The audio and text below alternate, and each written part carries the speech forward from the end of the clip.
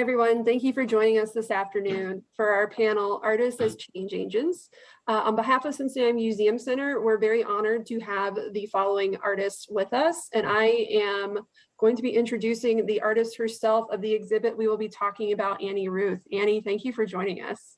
Hey, thanks, Emily. It is a pleasure to be here. I'm so excited about this particular panel because, you know, artists as change agents, I tapped into my reservoir of resource artists and pulled out the best of the best. So today we've got joining us Cedric Michael Cox, who is an international, national artist, very known for all the vibrant colors and murals that he does. He is really a great mentor and educator.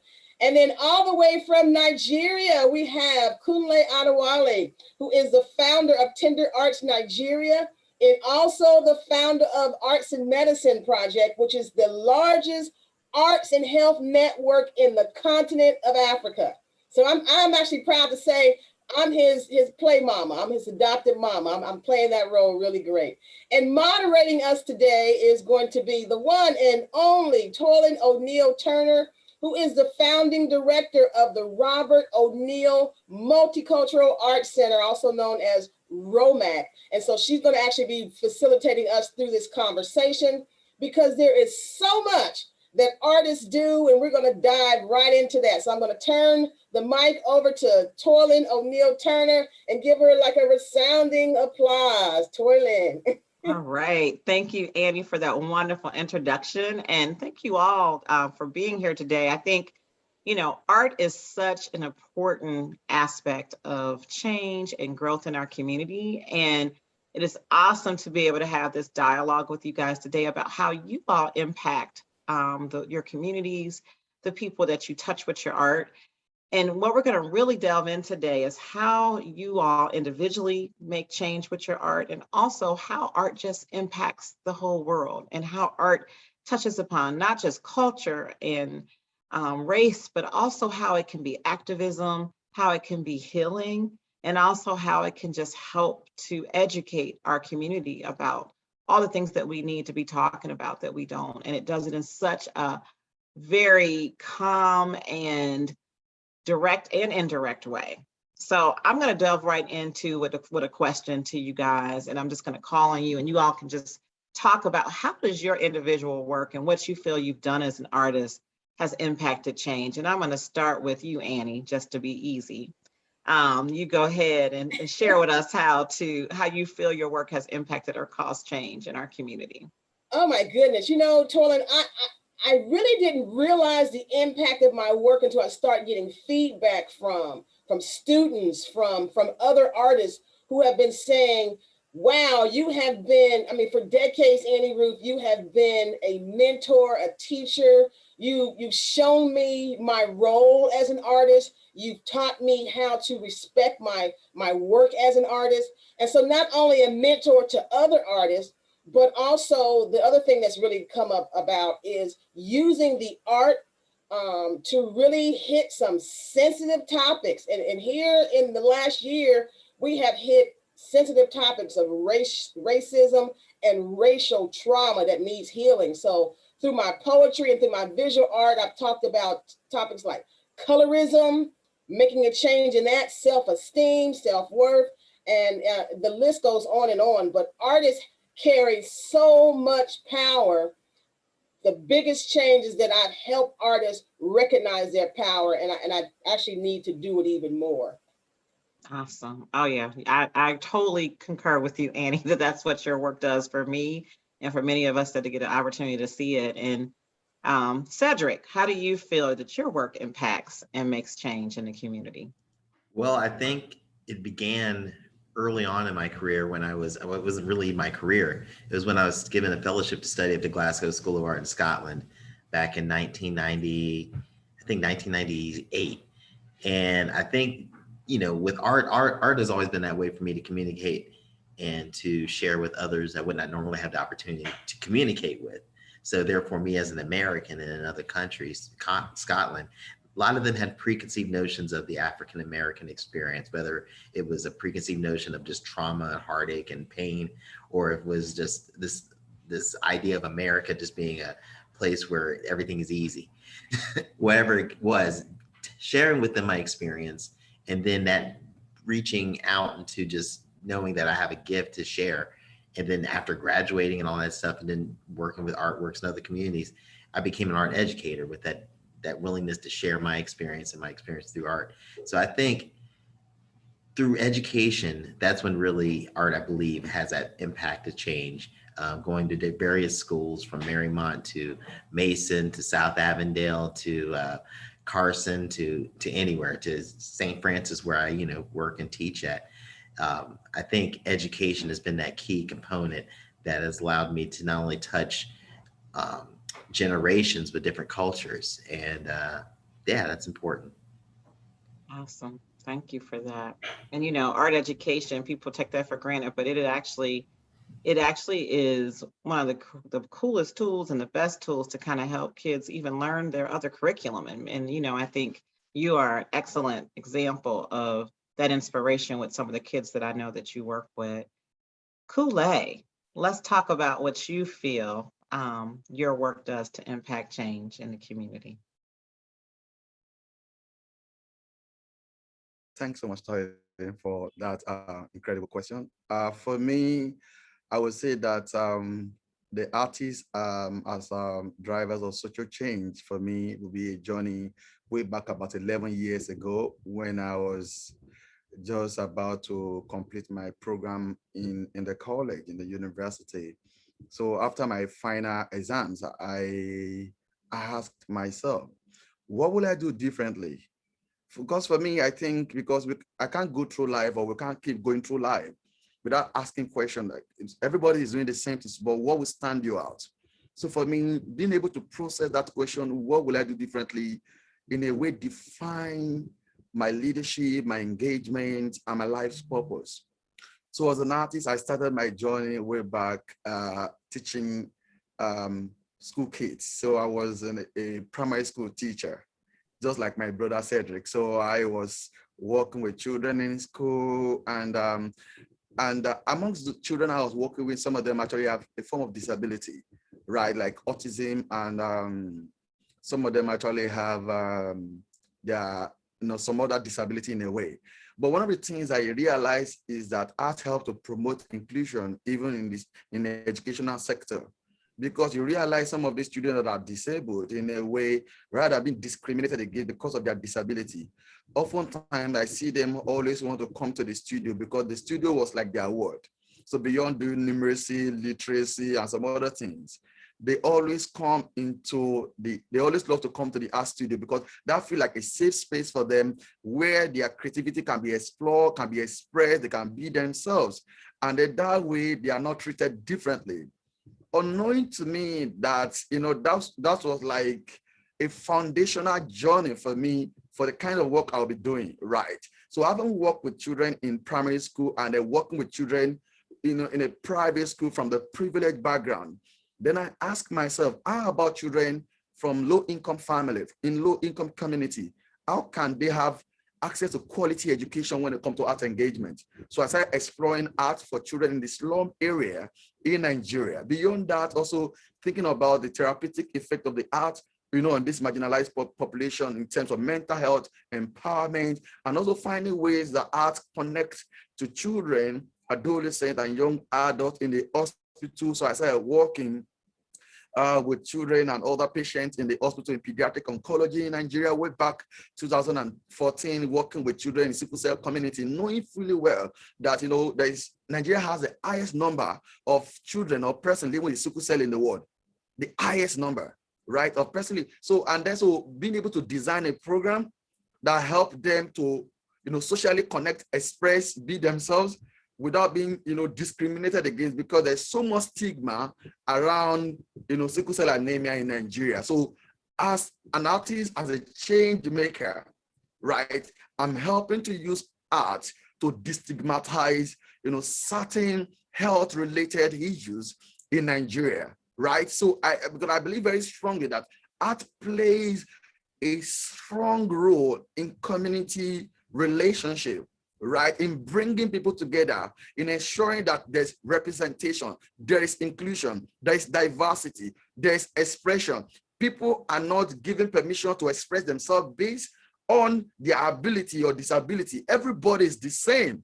So that is what I have been doing over the years. And then beyond that, I would say that as an artist, I've been playing a strong role in civic leadership, civic engagement, because there's so much with the use of art and activism and how people in the community can use art as a response to certain issues when it comes to governance or good governance, right?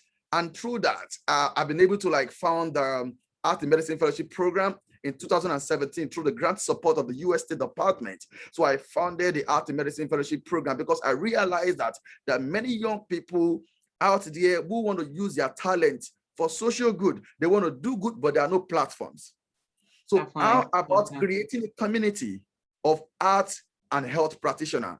How about bringing everybody together to think of how can we work together, even though we are far apart, but art can bring us together. So using art to bring people together to make the world a better place is something I have been doing over the time. So we started in 2017, and then so far we have over 500 fellows, professionals from 20 countries in the world. You can see the flags behind my right. So, but knowing fully well that, from working in Nigeria and then moving the art medicine fellowship program to become a Pan-African program way back last year and early this year, thinking about, it's not about how much we are doing in Nigeria, how about my brother in Kenya, how about my brother in Cameroon, how about my sister in Botswana, how about other people who do not have access. For me, change is all about access, and I'm using art to provide access for leadership, development, change, and that has been happening. And this year we decided that going beyond Pan-African program, now let's create a global program. Definitely, definitely. Kunle, you are speaking the truth for all of us. I mean, I'm going to church this morning with the art here. I mean, you are speaking. I didn't mean to interrupt you, but I'm just like, woo. I mean, about 5 of my questions got answered. That probably all of us would be like, just amen to what Kunle said. Yes, I'm sorry. Annie and Cedric, because Kunle took like 5 of my questions. So I just want to know how Annie, just listening to what Kunle put out about art and bringing us together. What are some more feelings you have about that? And then Kunle, I'll definitely come back to you, because I mean, we did a show just with you, by yourself, because you got so much passion that we all feel about art and how powerful it is. But Annie, how do you feel, when you think about how impactful the artwork that you've done or you've been exposed to, how do you feel about how we should take this to the next level with the community? How can we bring us together and use art? Annie, I think there we go. Okay, I think Annie, she stepped away. Cedric, can you answer that question for Annie? Oh, you're on mute, Cedric. Hey, sorry about that, you all. My internet, I'm just gonna be transparent. I have a house full of grandchildren who are all taking up the bandwidth of my internet, and I never experienced. Annie, I live in the same area as you. So I think there was a glitch in like, everybody, you guys were frozen. Yeah. It was a frozen Roselawn moment. I don't know. So Annie, what I was asking was, Kunle gave us so much passion about art making change and bring us together. I just wanted to kind of keep on that space about how you see the art you do, but the art that we can do, or the movement that we can make to use the art to bring about change and bring us together. Oh, you know what? And honestly, that's what the On Her Shoulders exhibit is all about. I said, when the Truth and Reconciliation Project came around and they said, hey, create art from your heart and soul, it was about bringing us together. It was about creating dialogue. It was about connecting bridges. And also what I was sharing people is that, you can demonstrate through art, whether it's through poetry or through visual art. The first thing that has to happen is that we have to build relationship. We can't build the bridges until we begin to build relationship. And so as I was depicting different topics in my art, there is one that's called cornbread and collards, right? And you say, well, cornbread and collards, how does that bring people together? Well, one, food is one of those universal things that you can take the same ingredients and depending on what household, what country, what culture that you have come from, and make so many different varieties of the same dish. That brings people together. Something as simple as, like give you a lesson. I don't know if you've heard this before, Kunle, before. In cooking collard greens, there is a substance that's created from the greens called pot liquor, right? Has anybody ever heard of pot liquor? So pot liquor is you take when you're simmering your greens with the spices and the water, that simmered down broth that is created from the collard greens is like a soup.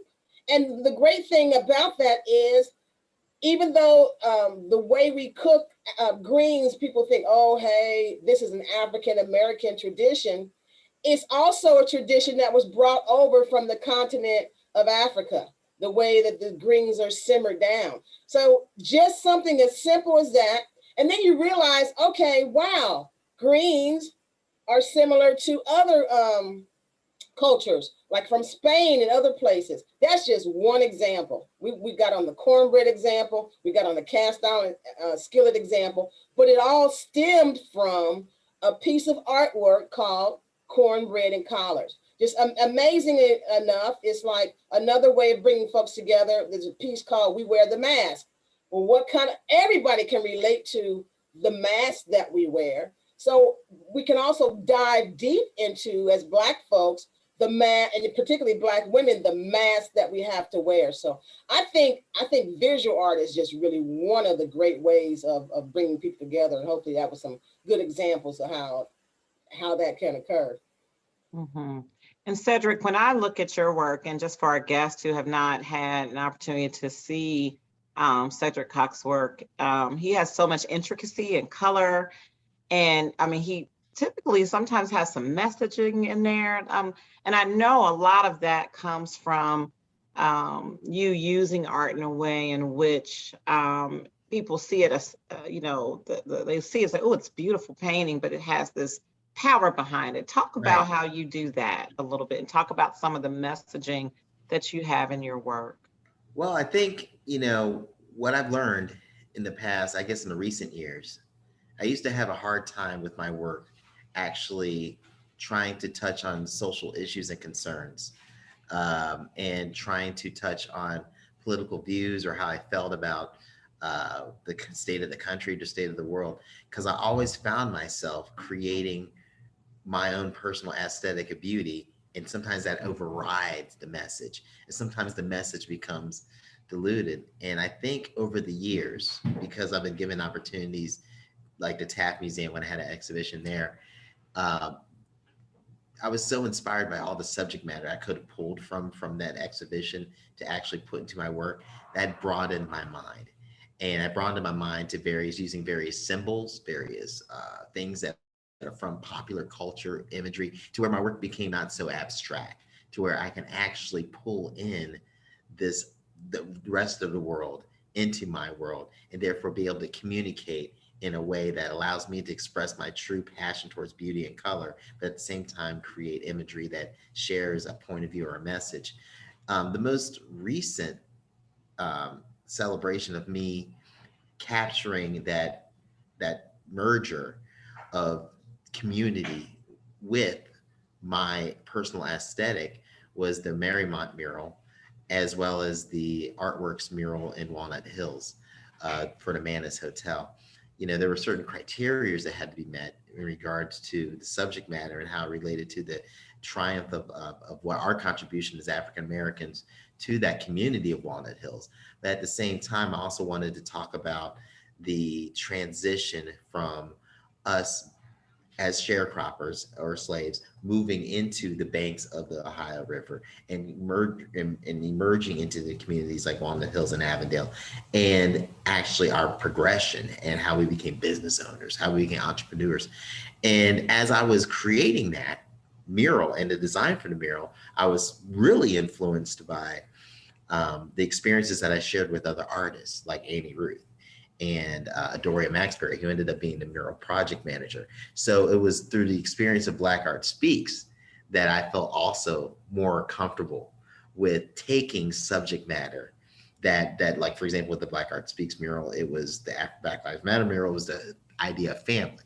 So because I'm no longer being only the abstract guy, but I'm pulling familiar imagery and symbols, I can coordinate that symmetry and symbolics and symbols, and actually forge a message that can relate to people and pull people in, and at the same time promote my joy of color. So, all these opportunities have recently kind of forged who I am as an artist, but I think it's definitely pulling from reality, then recreating that reality and making it, transcend everybody's point of view in an inclusive way. That's my main mission. Thank you for that.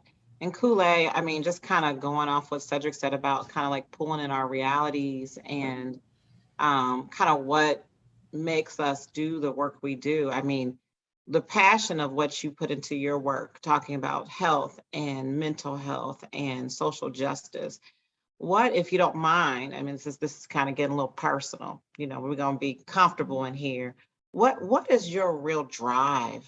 What has driven you to really take on this work? Because you're doing massive work in spaces that people are usually very uncomfortable with, dealing with the recognizing the elderly and dealing with mental health. What is your drive? What drives you to really get into these spaces that people kind of sometimes are a little uncomfortable with?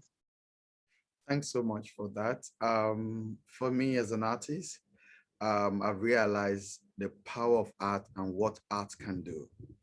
Knowing fully well and understanding my background of not having much, not coming from a place of privilege, not coming from a place of power, and then discovering my superpower. So as a superhero, you having a superpower, what do you want to do with that power? You want to change the world with it, because you know what it is not to have. You know what it is not to have power. You know what it is to be in want. And then you have what you never had before, your superpower. So for me, art is my superpower.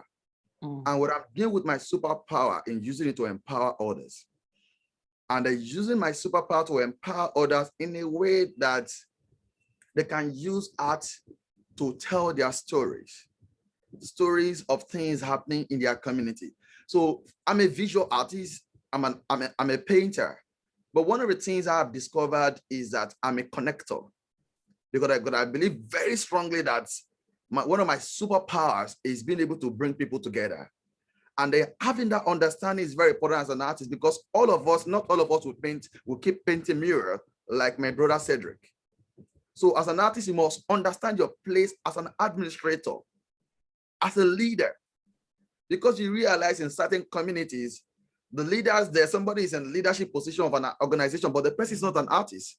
It's just somebody else. Maybe the person is an engineer. What would an engineer do in the area of art? So being able to, appropriate leadership skill that can really build changes and sustainable changes are things that I am really exploring, right? With in the area of poverty and all of that, I have seen how art is being used to empower people economically. Because through our program now, we have young people and young adults who are now being employed to be able to execute community projects, right?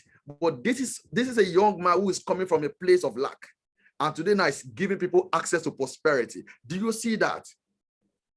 How do you change your experience?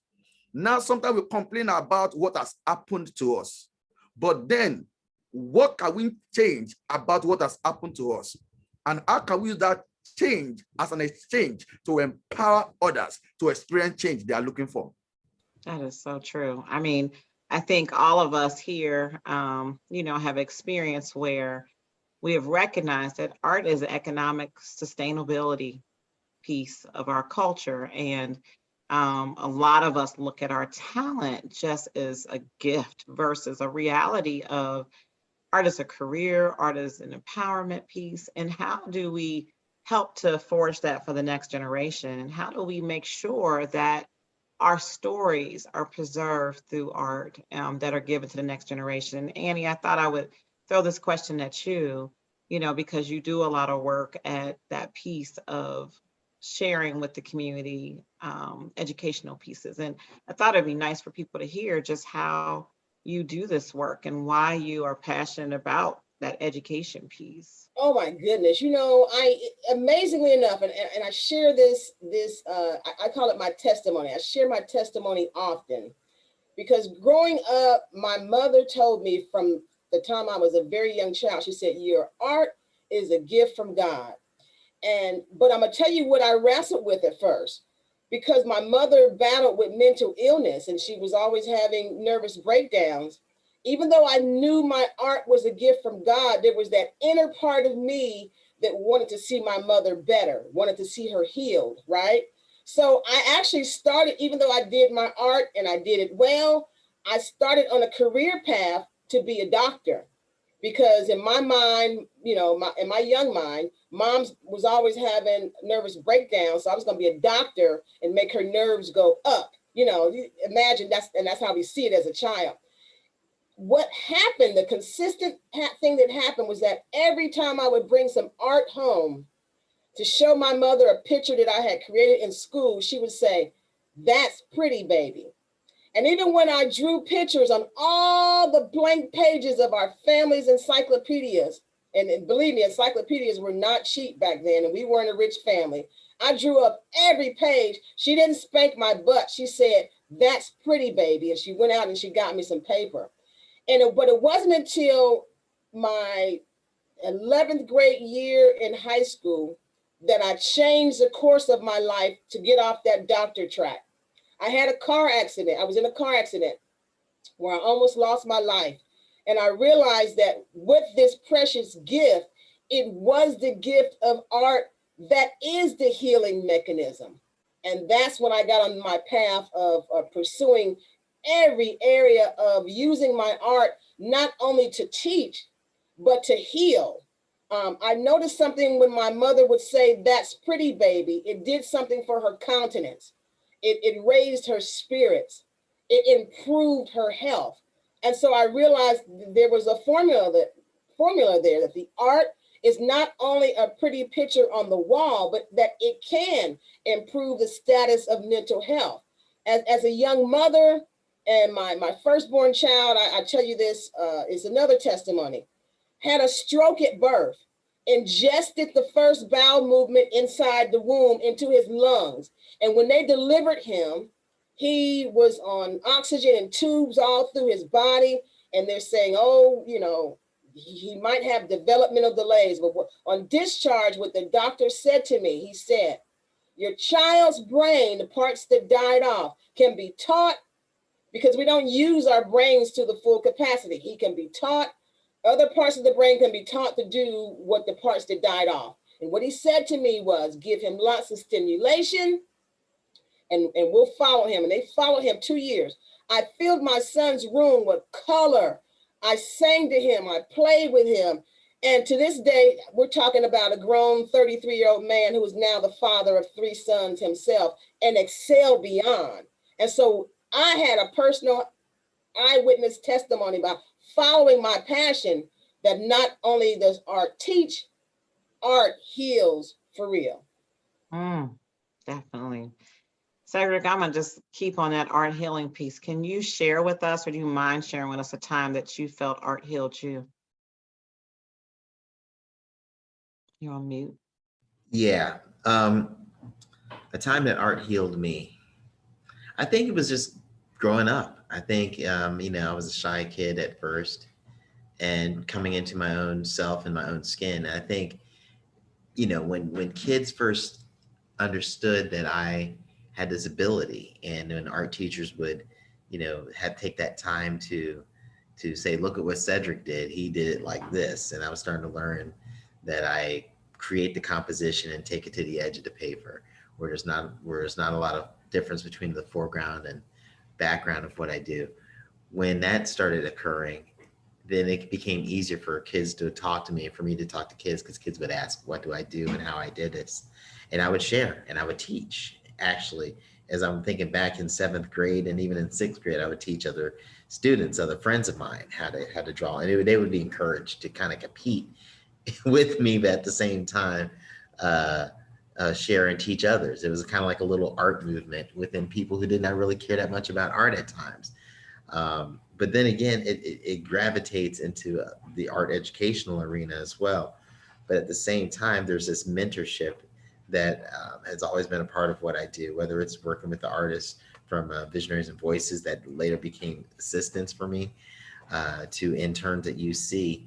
But I think the most healing moment that I had with art was the fact that I'm going to have, 64 paintings at Children's Hospital. And I worked on those paintings with kids from various schools, a lot of Avondale, South Avondale, North Avondale, and Rockdale, and then Woodward High School, refining those paintings and working with them. But I think that's the biggest moment, I think, where, people are facing some serious things when they're in a hospital. They're facing life and death situations. And, when you're being asked to, we like what you do, but just really make it special. That's when I felt like it was, I was channeling not only my energy as a guy who does colorful things, but to really hone in and be bigger than myself and really challenge myself and to create a large body of work that could historically be in a great institution, but to change parents' lives who love these children and people's lives, and creating that visual experience. I remember going to the doctor's office and we were making African mask at the Kennedy Heights Art Center, and some of the kids would like to put eyeballs inside the African mask that kind of looked like those little cats that used to hang on the wall in the doctor's office that would stare at you, and it was it was a nightmare. And I just, it was scary. So some of these kids were doing that with their mask, and I was like, no, just cover up the eyes, cover up the eyes. So hopefully with the Children's Hospital project, I'm not going to be that scary thing that I saw. So that's what I want my art to. I want my art to heal, of course, in that way, that positive way. So. Yes. Oh my goodness. Yeah. Toilynn, can I add some humor into that? I mean, Yes. it's kind of cracked me up a little bit. Cedric was saying something about finding his way through the art. I can remember something when I was younger, right? I had sprained my wrist. And so I was in elementary school, and I told the teacher, I said, I can't do the rest of the work, but I can draw. So none of the other homework, but if you want me to do a picture, I got you, right? Yeah. Well, I tried that in college.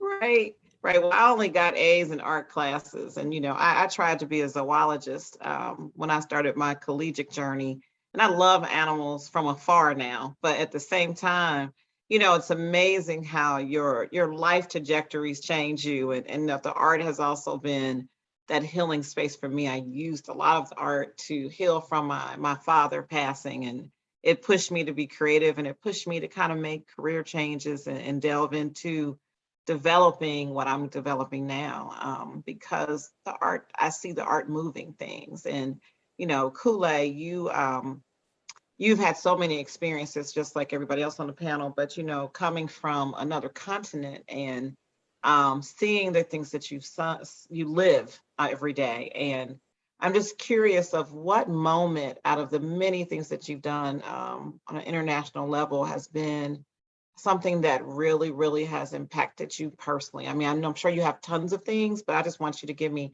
one thing that really you can kind of just off the top of your head, like the first thing you think of that you're like, yeah, this really filled me and healed me.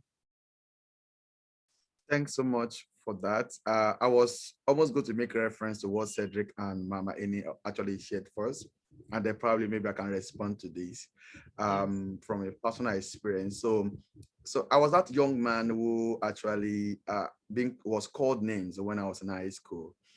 Because you are more respected if you are the brilliant boy in the class, you're the brilliant girl, teachers will love you, your classmates will love you. But if you are the type that you don't do well in the class, you are going to be a loner, you're going to be on your own. And then so being left behind is possible when you are not successful in the classroom. And that was the kind of experience I had with being called names, with being discriminated against. And but one of the things I realized in the healing part of my life, like the mental health area, so I had low self-esteem. I mean, because I always thought that God created every other person better than myself. So I don't treat myself with dignity. I'm always like walking alone by myself. And I also feel that I have nothing to lose since I'm not as great as other person. I'm talking about when I was in high school, right? So since I'm not as great as anybody, but then one of the things I realized is that when I discovered the creative part of my life, it helped me in the area of my mental health. The heart really helped to inspire confidence for me. It increased my self-esteem. And that is why you see that I'm speaking with so much passion today. It's coming from a place of somebody who do not have a self-esteem. I'm somebody who I can't even coordinate words. I can't even put words together. You almost say like maybe I'm a stammerer. Like you can't really put words together or express yourself. And it can be very, very problematic. It can be very, very difficult. But I would say that arts really helped to heal me in the place of my mental health, inspiring confidence for me and giving me, that self-esteem. And that, like when I met with the US president in 2015, and then I was there in Washington, D.C., and then when President Barack Obama was having a handshake with other people. And it dawned on me that a young boy that came all the way from Nigeria, from the slum, could meet with the powerful man on earth, the president of US. That is what art did for me. Art elevated me from a place of poverty and put me in a place of posterity. That for me, and then, knowing fully well that, none of my family members ever accomplished anything like that.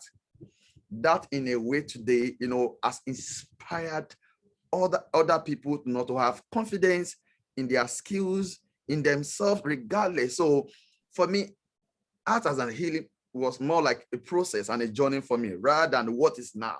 Because sometimes we are celebrated because of what we are now. So for me, it's more of the process, your journey, your becoming.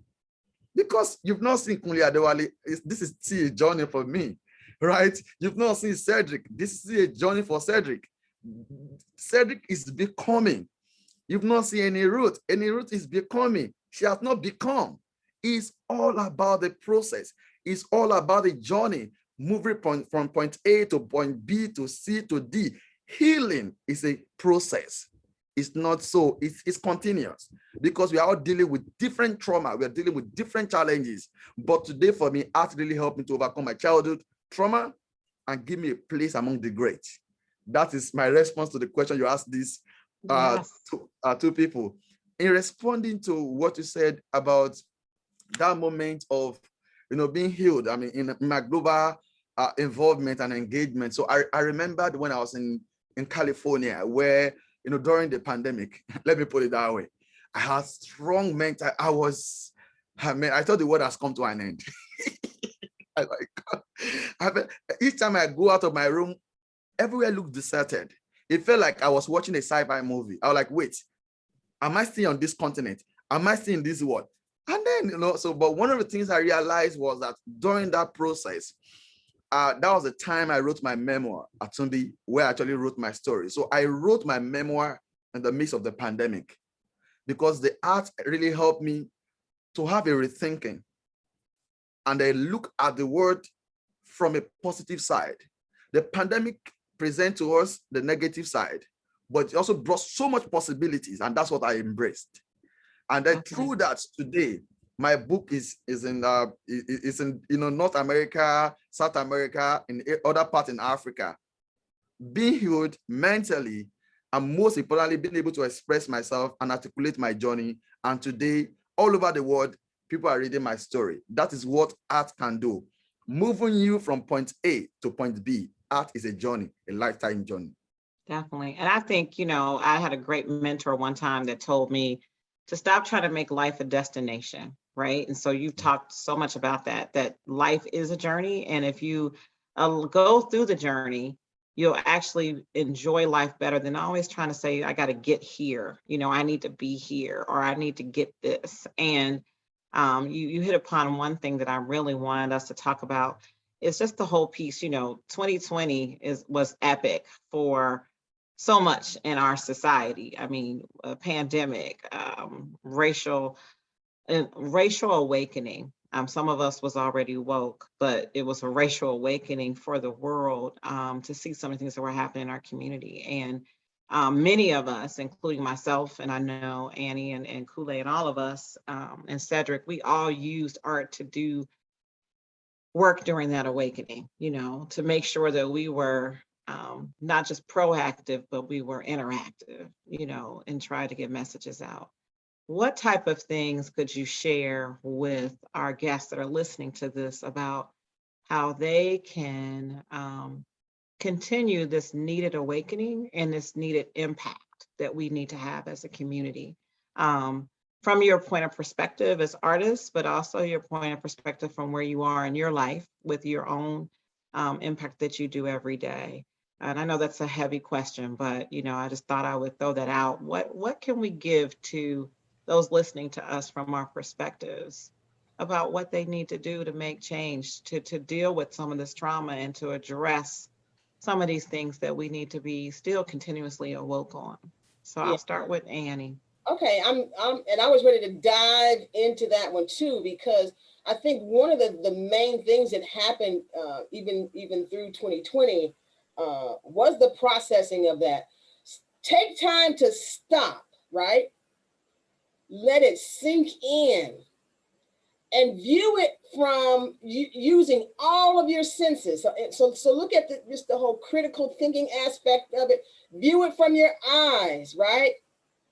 View it from your ears. Let the sit, smell what's around you, taste what's around you, but most of all, feel what's around you, right? And then create art from that perspective. And I'm gonna tackle that with two things. That's how I'm able to use art in education, because we're tapping into all of those senses, plus that sixth sense, which is our emotions.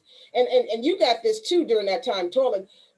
Our white friends during the pandemic, and we're watching the murder of George Floyd, and everybody was like, hey, let's do some racial reconciliation panels, and let's do this, and let's do this. And we actually had to tell people, stop, hold up, let us process this first, and then let us create from what we processed, right?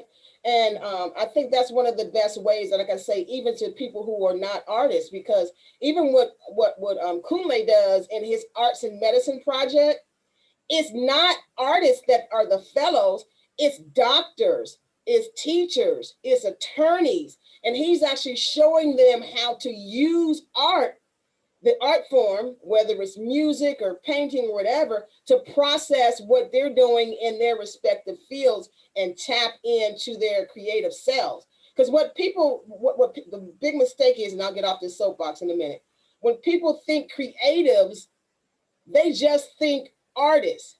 Creatives are every single human being. We as artists are able, though, to help guide them into using our mediums and forms to really amplify what they're already doing. So the first step of it, y'all, is just to sit back, soak it in, process, then pour it out. Thank you, Annie. Cedric, how do you feel? What would be your advice? What would be your from your lens in helping people to kind of keep addressing this awakening and to impact and make change? Well, as an artist, I would be true to yourself.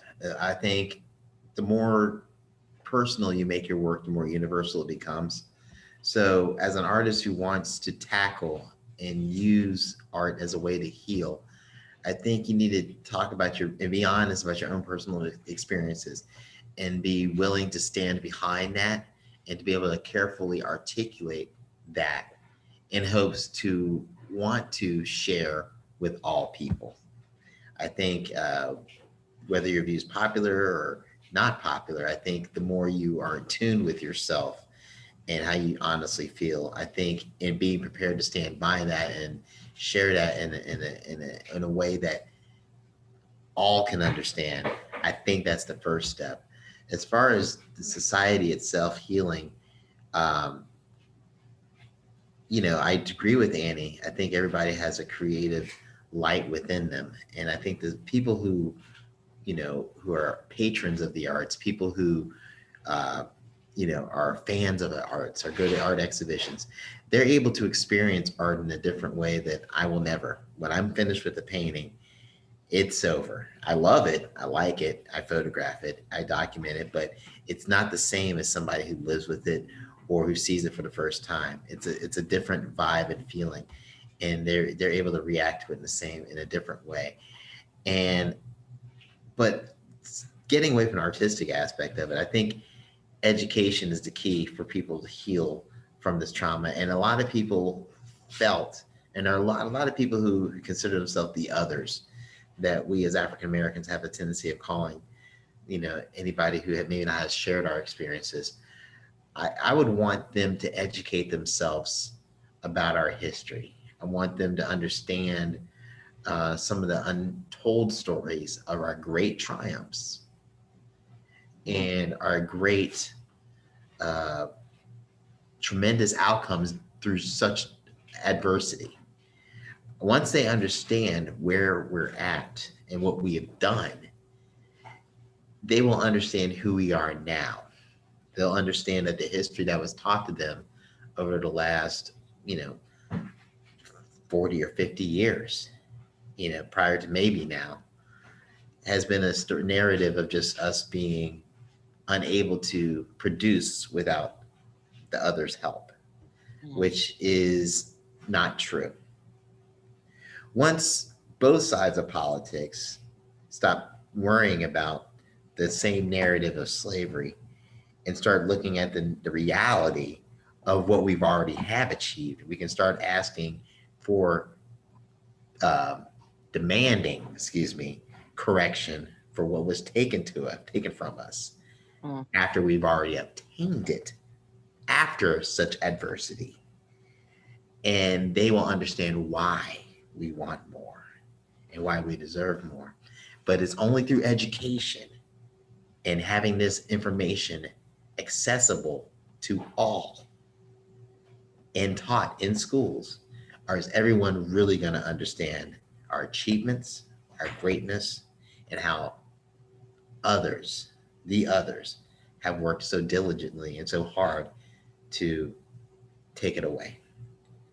So it's vital, and it's a responsibility that the left has to start doing, as well as the right has to start doing. Because as far as I'm concerned, if they don't work together in producing this history and start educating everybody a narrative beyond just civil rights, Jim Crow, and Martin Luther King, we're lost. That's all. Yeah, definitely. Kunle, what would you give as advice to people from your lens and your perspective at this point? So what I would say is, stop counting what you have lost. Start cultivating what you have left. Stop counting what you have lost. Start cultivating what you have left. It's very easy to stay in the place of depression because your focus is what you no longer have. But do you know today being alive is such a blessing, because life itself is a battle. Many of us went through the pandemic.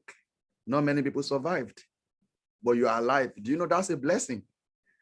And then you need to celebrate that life now that you are alive.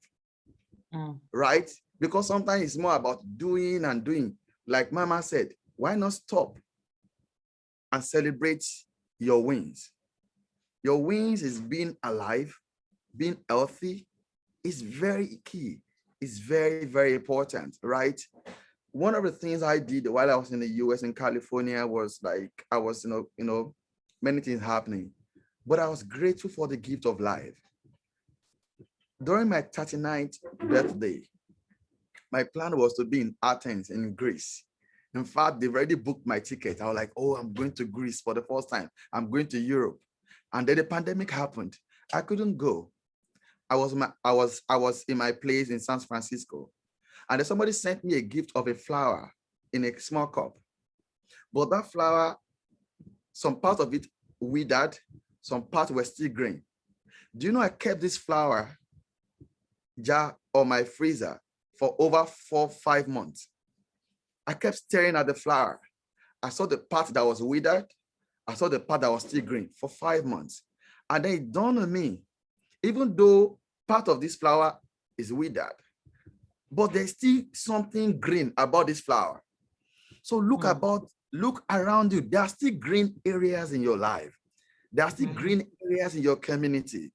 There's so much talk about slavery in the United States. We will not stop talking about it.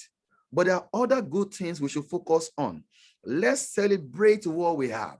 Let's celebrate our artists. Let's celebrate who we have. Because sometimes for some of us, it's like fighting. It's like life is a battle. We don't stop fighting, right? But why not slow down and celebrate your small wins? It's very key. It's very important. Stop counting what you have lost. Start cultivating what you have left. You have a family, cultivate good relationship. You have a community, communicate good relationship. Use your superpower as a leverage to connect to the world. In the pandemic, while I was having mental health challenges and none of that, one of the things I did was I reached out to the Alzheimer's Association of Northern California and Northern Nevada. And I spoke to them. I'm a Nigerian artist. I'm presently in the US. I would love to volunteer my time with you to work with people living with early dementia. But do you know they accepted? They agreed.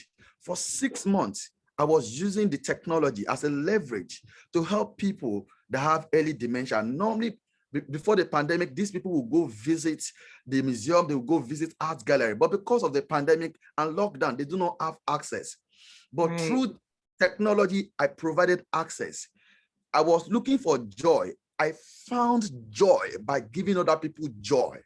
Definitely. So think about what you are looking for. Think about what you have so that you can get what you're looking for. That is awesome. I mean, I love all the words. And so, we've talked today about, how art, history, and our culture is so important to being a change and impact in the world. And I think the words that you all have said, have definitely inspired me. And I know that it will inspire the listeners that, we have so many tools and we have superpowers. We need to educate ourselves, but we also need to value the things that we have now that we can move forward with to keep doing powerful impact in the world. And I am just very grateful that I had an opportunity today to get to speak to the three of you, and very gracious to Cincinnati Museum Center for allowing this experience that really has been a gift, because I think that art transcends a lot of things, but we know that our society needs art. It needs cultural art, and it needs Black artists in order to truly evolve into a space where we're all valued and we're all celebrating inclusivity and equity and equality. And so at this time, I'm going to, Annie, do I turn it back over to you? I wanted to be, because it's on my heart. I want you to take a couple of minutes to tell people about the Robert O'Neal Multicultural Arts Center that you are building as a tribute to your father, but also is bringing multicultural arts to Cincinnati with a very profound African-American perspective. I think I would be remiss not to do that. So I want to give you 2 minutes to do that, and then we'll turn it back over to Emily. So tell us about Thank you, Annie. So I had the wonderful blessing to be born in a village of artists. My father was an art advocate and a civil rights leader, Robert O'Neal, and he was part of a visionary group of individuals that started an organization called the Art Consortium of Cincinnati that empowered Black artists for over 36 years in Cincinnati. I am bringing back the spirit of that organization through the Robert O'Neal Multicultural Arts Center that will be in the West End and the Regal Theater. And the purpose of that is that there needs to be a hub and a home that cultivates and empowers and celebrates artists of color in our city of Cincinnati. And no negating the power of having Black artists in all our cultural institutions and having the voice of Black arts and multicultural artists in any of our museums. But there also is an authentic value to coming to a house that has this stuff in it as a continual basis. And there's a consistent value of having the stories come from those that create the stories. And so this center hopefully, I should say the center will be an excellent place to be part of this unity and this healing and this hope of our great city. And hopefully people from all over the world will come and be part of this experience. Thank you, Annie, for that. You are so welcome. So Emily, we're going to turn it back over to the Cincinnati Museum Center. I'm thankful for this great opportunity. On Your Shoulders is on exhibit all the way through August 30th. But you can also contact us because we will travel. So if you're in a different state, different city, different location, anywhere, give us a contact. So Emily, the floor is yours. Thank you, Annie, and thank you to Toilynn, Cedric, and Kunle for sitting on this panel. It is being recorded and it will be shared later on the Museum Center social media. So please share this with your friends and family, and this panel will live on. And again, thank you to our moderator and panelists, and everyone enjoy the rest of your Sunday. Thank you. Thank you. Thank you. Goodbye, everyone. Goodbye.